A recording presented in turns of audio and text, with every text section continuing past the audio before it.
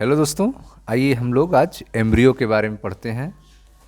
Embryo, तो सबसे पहले हम लोग एक फिगर के बारे में समझें।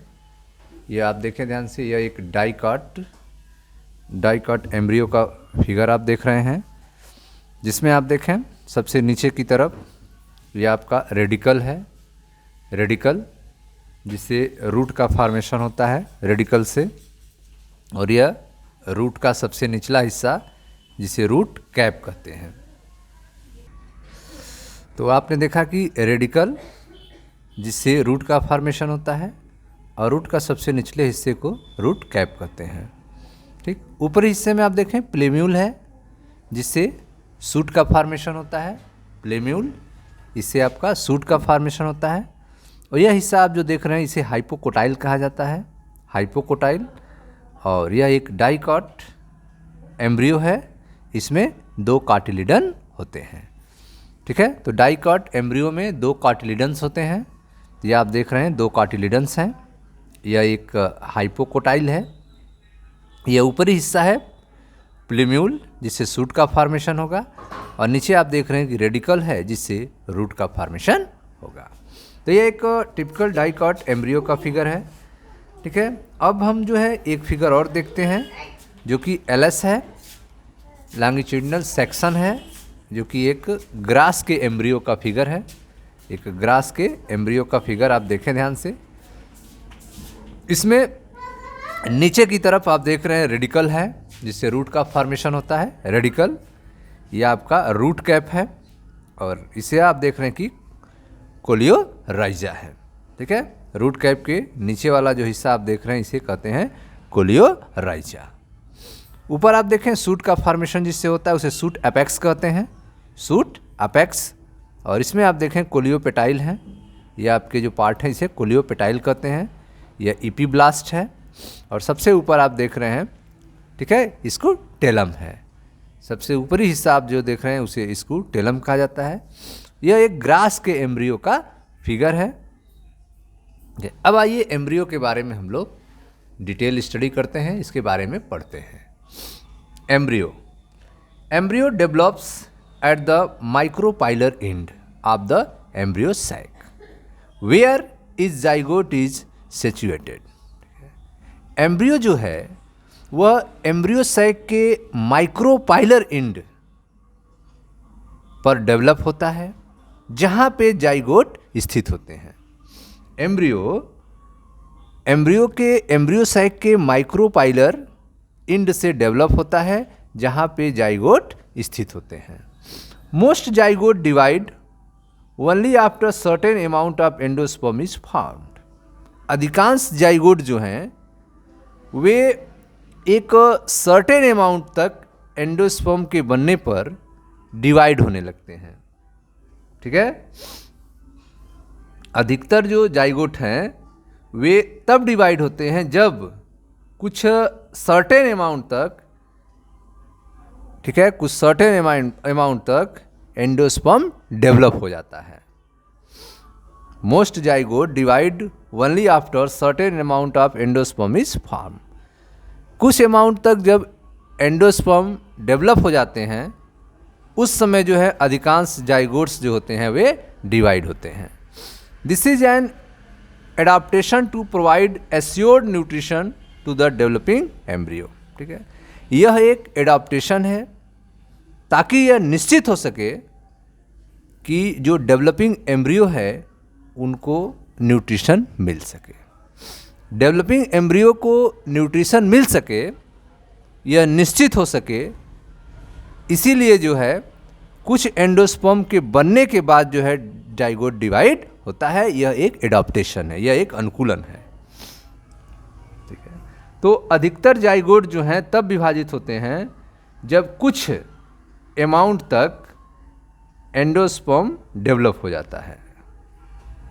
ठीक है, यह एक प्रकार का एडाप्टेशन है ताकि जो है डेवलपिंग एम्ब्रियो को फिक्स न्यूट्रिशन प्राप्त हो सके। Through the seed differ greatly the early stage of embryo development. ठीक है, सीड जो है उनमें व्यापक भिन्नता होती है।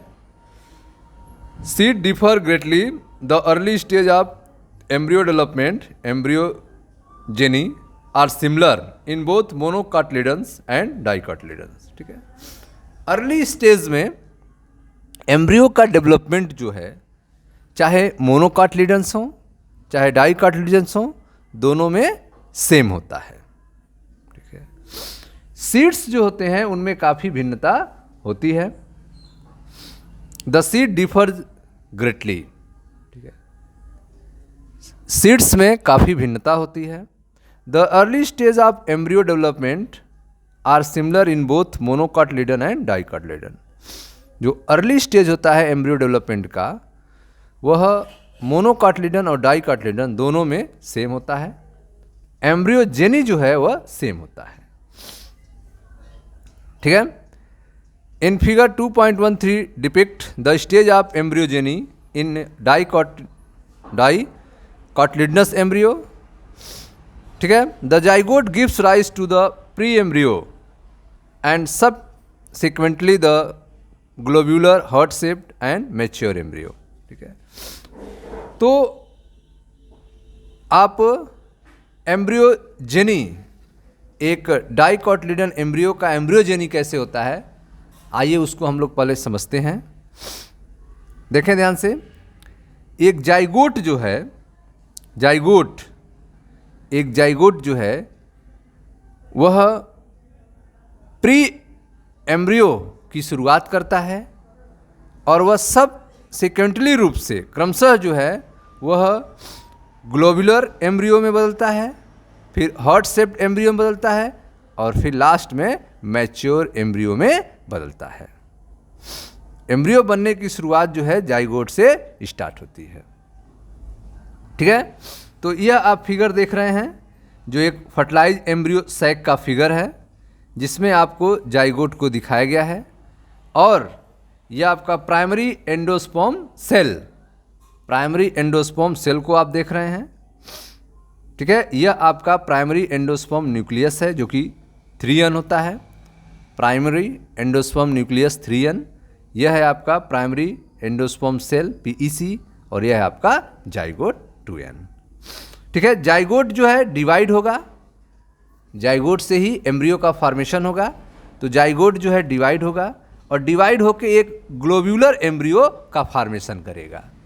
जाइगोट जो है डिवाइड होकर एक ग्लोब्यूलर एम्ब्रियो का फॉर्मेशन करेगा, फिर यह जो है हार्ट शेप्ड एम्ब्रियो में चेंज होगा, फिर इसमें यह डिफरेंशिएट होगा जिससे इसका स्ट्रक्चर जो है हार्ट शेप्ड एम्ब्रियो में चेंज हो जाएगा, इसका सस्पेंसर बनेगा। फिर यह डेवलप होकर मैच्योर में आप देखेंगे कि यह मैच्योर रूप में इसमें 2 कार्टिलिडन्स आ जाएंगे, प्लेम्यूल आ जाएंगे और रेडिकल्स आ जाएंगे। रेडिकल से रूट का फॉर्मेशन होगा और प्लेम्यूल से शूट का फॉर्मेशन होगा। ठीक है, तो यह एक डाइकाटलिडन्स एम्ब्रियो का डेवलपमेंट आपको दिखाया जा रहा है जो कि जाइगोट से स्टार्ट होता है। तो the zygote gives rise to the pre embryo, zygote ही प्री एम्ब्रियो देता है। ठीक है, and subsequently to the globular embryo, heart shaped embryo and mature embryo. ठीक है, a typical dicotyledonous embryo consist of an embryonal axis and 2 cotyledons. ठीक है, एक टिपिकल डाइकाटलिडन्स एम्ब्रियो में, ये फिगर आप देख रहे हैं, एक टिपिकल डाइकाटलिडन्स एम्ब्रियो में एक एम्ब्रियोनल एक्सिस होता है और 2 कॉटिलिडन्स होते हैं। एक एम्ब्रियोनल एक्सिस होता है और 2 कॉटिलिडन्स होते हैं। ठीक है, the portion of embryonal axis, जो एम्ब्रियोनल एक्सिस का पोर्शन होता है, the portion of embryonal axis above the level of cotyledons is a epicotyl. ठीक है, epicotyl which terminates with the plumule और स्टेम टिप। ठीक है, इपिकोटाइल आप देख रहे हैं, यह आपका हिस्सा जो है हाइपोकोटाइल है। इपिकोटाइल यह टर्मिनेट्स करके प्लीम्यूल्स का फॉर्मेशन करता है। ठीक है, देखे ध्यान से। A typical dicotyledonous embryo consist of an embryonal axis and 2 cotyledons. एक टिपिकल डाइकोटिलिडनस एम्ब्रियो में एम्ब्रियोनल एक्सिस होता है और 2 कॉटिलिडन्स होते हैं। The portion of embryonal axis above the level of cotyledon is the epicotyl. ठीक है, कॉटिलिडन्स के ऊपर के जो पार्ट होते हैं उन्हें इपिकोटाइल्स कहा जाता है। ठीक है, the portion of embryonal axis के जो ऊपरी पार्ट हैं above the level of cotyledons के ऊपर उन्हें इपिकोटाइल कहते हैं और नीचे वाले को हाइपोकोटाइल कहते हैं। यह इपिकोटाइल हो गया पार्ट, यह आपका हाइपोकोटाइल हो गया। ठीक है, यह जो इपिकोटाइल है विच टर्मिनेट्स विद द प्लीम्यूल और स्टेम टिप। यह इपिकोटाइल जो है टर्मिनेट्स होता है प्लीम्यूल में, जिसे स्टेम टिप भी कहते हैं। द सिलेंड्रिकल, यह जो पार्ट है, the cylindrical portion below the level of cotyledon is hypocotyl.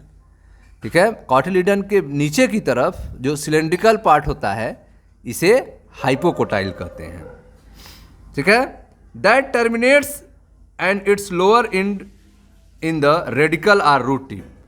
इसका जो लोअर एंड होता है वह रेडिकल रूट टिप होता है। ठीक है, the root tip is covered with root cap.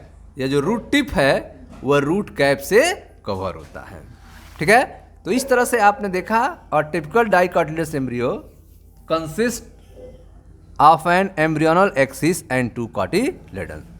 एक टिपिकल डाइकोटिलिडनस एम्ब्रियो में एक एम्ब्रियोनल एक्सिस होता है और 2 कॉटिलिडन्स होते हैं। The portion of embryonal axis above the level of cotyledons is the epicotyl. Embryonal axis के ऊपर, कॉटिलिडन्स के ऊपर के जो पार्ट होते हैं उन्हें इपिकोटाइल कहते हैं और नीचे वाले जो पार्ट होते हैं उन्हें हाइपोकोटाइल कहते हैं। The portion of embryonal axis above the level of cotyledons is the epicotyl which terminates with the प्लीम्यूल और स्टेम टिप। यह इपिकोटाइल जो पार्ट होता है यह टर्मिनेट होता है, जिसे प्लीम्यूल या स्टेम टिप कहते हैं। The cylindrical portion below the level of cotyledon is hypocotyl. Cotyledons के नीचे के जो लेवल्स होते हैं उन्हें हाइपोकोटाइल कहते हैं। ठीक है, the terminates its lower end in the radicle और रूट टिप। जिसका लोअर एंड जो है रेडिकल या रूट टिप कहते हैं। The root tip is covered with root cap. और रूट टिप जो होता है वह रूट कैप से कवर होता है, ढका होता है। ठीक है, एम्ब्रियोस ऑफ मोनोकॉटिलिडन्स। ठीक है, एम्ब्रियोस ऑफ मोनोकॉटिलिडन्स। मोनोकॉटिलिडन्स का एम्ब्रियोस अगर देखा जाए, जिसमें आपने ग्रास का एम्ब्रियोस है, यह आपका एम्ब्रियोस है जो कि मोनोकॉटिलिडन्स का है, ग्रास का है। Embryos of मोनोकॉटिलिडन passes only 1 कोटाइल्स। इसमें केवल एक ही कोटाइल होता है। ठीक है, डाइकोटिलिडन्स में 2 कोटाइल होते हैं, लेकिन मोनोकॉटिलिडन्स में केवल एक ही कोटाइल होता है। ठीक है, तो embryos of monocotyledon possess only 1 cotyle, 1 cotyledons. In the grass family the cotyledon is called scutellum. Grass family में कॉटिलिडन्स जो होते हैं उन्हें स्कूटेलम कहा जाता है। In grass family cotyledon is called scutellum. Embryos of monocotyledon possess only 1 cotyledon. Monocotyledons में केवल एक कॉटिलिडन्स होता है। ग्रास फैमिली में कॉटिलिडन्स को स्कूटेलम कहा जाता है। ग्रास फैमिली में कॉटिलिडन्स को स्कूटेलम कहते हैं।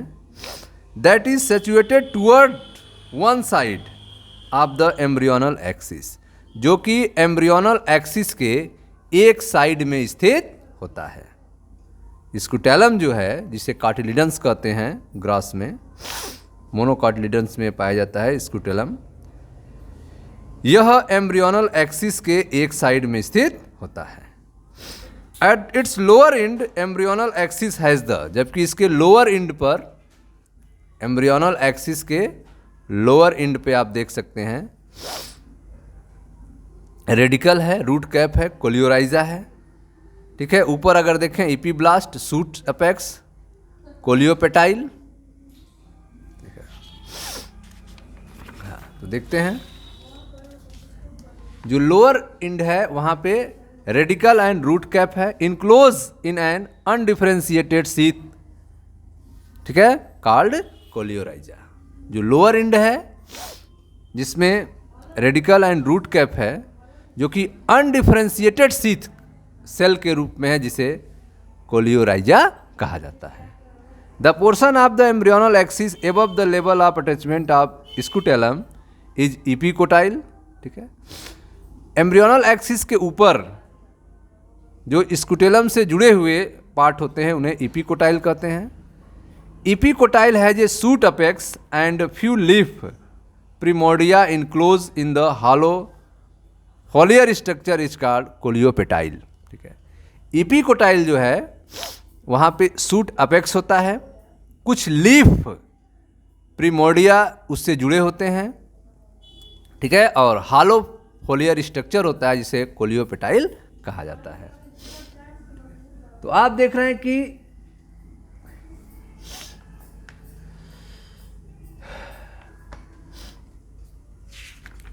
देखें ध्यान से, यह जो ग्रास में जो कि मोनोकार्टिलिडन्स है, ऊपरी पार्ट जो है यहाँ पर सूट अपेक्स होते हैं और यहाँ पे कोलियोपेटाइल होते हैं, ठीक है। एक स्ट्रक्चर होता है जिसे कोलियोपेटाइल कहते हैं, जिसमें सूट और सूट अपेक्स आते हैं।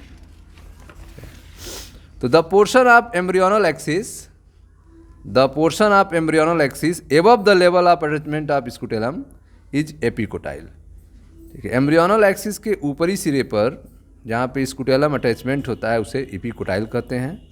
Epicotyl has a shoot apex and few leaf primordia enclosed, ठीक है। इपीकोटाइल को सूट अपेक्स कहते हैं और यहाँ पे कुछ लीफ लाइक स्ट्रक्चर होते हैं, लीफ निकलने वाले स्ट्रक्चर होते हैं जिन्हें प्रीमोर्डिया कहते हैं। फ्यू लीफ प्रीमोर्डिया इनक्लोज जुड़ा होता है इनसे, and hollow foliar structure called coleoptile, ठीक है। यहाँ पे एक हॉलो फोलियोलर स्ट्रक्चर होता है, देखें ध्यान से, हॉलो फोलियोलर स्ट्रक्चर जिसे कोलियोपेटाइल कहते हैं। यह आपका लीफ अपेक्स होता है, लीफ अपेक्स है, यह आपका सूट अपेक्स है, और यह हॉलो स्ट्रक्चर आप देख रहे हैं इसे कोलियोपेटाइल कहा जाता है, ठीक है। Soak a few seed in water, ठीक है। कुछ सीड को आप वाटर में भिगोइए, जैसे कि wheat, maize, pea, chickpea, groundnut. ऐसे सीड को रात भर आप पानी में भिगोएं। Then split the seed and observe the different part of embryo and the seed.